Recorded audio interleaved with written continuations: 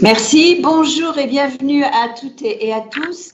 Donc avec le comité directeur de Respirar, donc qui est composé, comme vous le savez, de Christophe Delacour, Ralph Epo, Atrang et bien entendu Delphine Abouria, je dirais notre pilier, nous vous adressons nos vœux les plus amicaux et les plus chaleureux pour une année 2021 plus sereine et qui, nous l'espérons, permettra la réalisation d'un grand nombre de vos projets. Alors, nous sommes réunis aujourd'hui pour la 12e édition de Respirar et je tiens à vous remercier toutes et tous pour votre implication dans cette activité qui, je dois le dire, au fil des années et grâce à vous, s'est magnifiquement développée et structurée.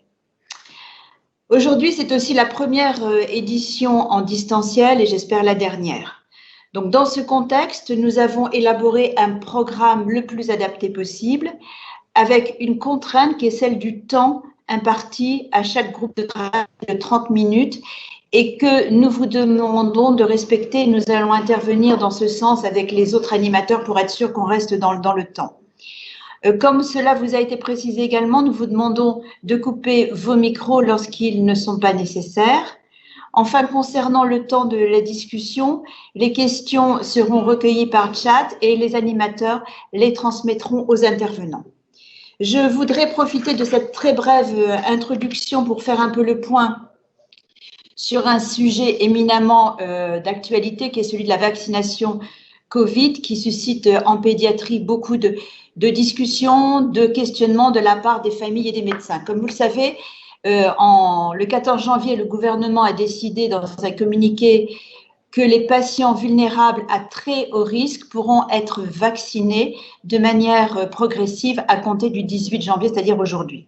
Ça a été précisé par le Conseil d'organisation de la stratégie vaccinale présidé par Alain Fischer, également par la HAS, avec une liste de patients et nous sommes concernés par le groupe des patients atteints de certaines maladies rares et particulièrement à risque en cas d'infection. À partir de là, nous avons au sein de Respirar, avec plusieurs d'entre vous, eu des réunions. Nous avons retenu que cette vaccination pourrait être recommandée pour les patients qui seraient donc avec divers types de pathologies respiratoires rares, mais atteints d'insuffisance respiratoire ou dans le cadre des transplantations.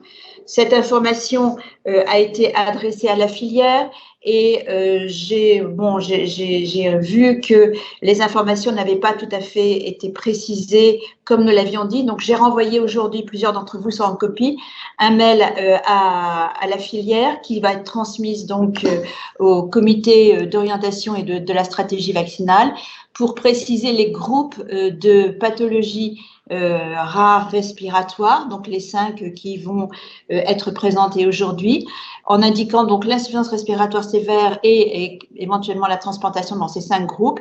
Et on m'a demandé de préciser un nombre de patients.